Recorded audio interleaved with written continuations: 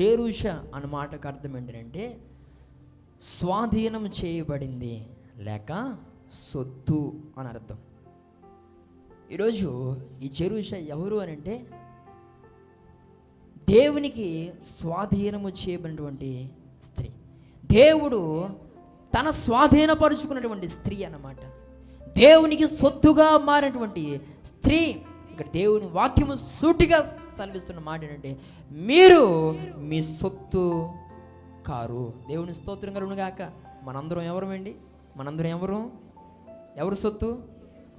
Doubt ఏమన్నా? అస్సలు లేదు కదా. చెప్పండి, నేను దేవుని సొత్తు అని చెప్పండి. మరొకసారి చెప్పండి. సిగ్గవుతుందా లేదా? అయితే ఇలా రా, మైకులో చెప్పు. గమనించండి పిల్లరా, మనం మన సొత్తు.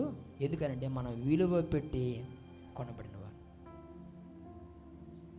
దేవుని యొక్క వెతుకులాంటిలో ఒక దొరికినటువంటి నువ్వు ఆత్మీయుడు, ఆత్మీయురాలు. నశించిపోతున్న వారిని రక్షించడానికి ఆయన ఈ లోకానికి వచ్చి ఏం చేశాడట? వెతికాడట. నువ్వు అంత ఈజీగా దొరకలే. దేవుని స్తోత్రం కలుగును గాక. నువ్వు మామూలుడు కాదు, నువ్వు మామూలు దాను కాదు. మనం చూస్తాం కదా, నశించిపోతున్న వారిని వెదకి దేనికెంత దూరేవో మరి నీకే తెలాల. దేవుడు నిన్ను వెతుక్కున్నాడు.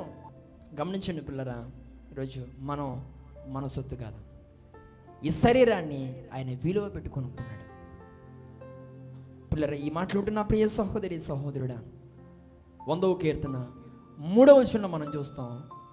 మనము ఆయన ప్రజలం. దేవుని స్తోత్రం కలుగును గాక. మనం ఎవరు? ఆయన ప్రజలం.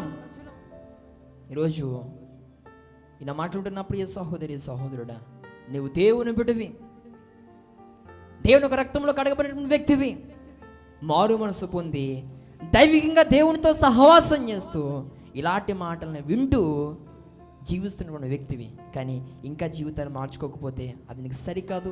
ఈ పరిశుద్ధ దినాన్న దేవుడు నీతో మాట్లాడినటువంటి మాట ఏంటనంటే, ఈ జెరూష జీవితమును బట్టి అయినా, ఈ జెరూష కొరకు ఇప్పుడు విన్నటువంటి ఈ క్షణము నుండైనా కొన్ని అనుభవాల్లోనైనా నువ్వు అలా ఉండగలిగితే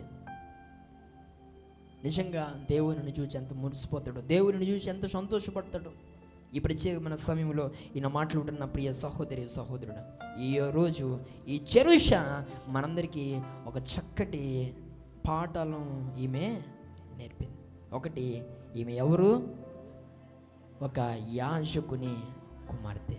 రెండవదిగా ఈ జెరూష ఎవరు అని అంటే ఒక మంచి రాజు యొక్క భార్య, యూదా రాజు యొక్క భార్య, ఉజియా భార్య. మూడవదిగా ఒక మంచి యాజకునికి తల్లి. అంత మాత్రమే కాదు, ఆమె దేవుని సొత్తు. ఆమె దేవుని సొత్తు. అలా బ్రతికింది. మన ఆత్మీయ జీవితాల్లో కూడా ఈ అనుభవాన్ని మనం అన్వయించుకుంటూ మనమును కూడా ఆమె వలె బ్రతకడానికి ఇష్టపడితే దేవుడు మనందరినీ కూడా దీవిస్తాడు, ఆశీర్వదిస్తాడు. నీ అవసరతను దేవుడు తీరుస్తాడు. నీకు కావాల్సిన ప్రతి ఒక్క ఆశీర్వాదాన్ని, అది శాంతి అయినా, సమాధానమైన, అది మనశ్శాంతి అయినా, ఆరోగ్యమైన, ఒక సమృద్ధితో కూడిన జీవితమైన, ఈరోజు నువ్వు ఏది కోరుతున్నావో దేవుడు అది నీకు అనుగ్రహించడానికి ఆయన సిద్ధంగా ఉన్నాడు. దేవుని స్తోత్రం కలుగును గాక.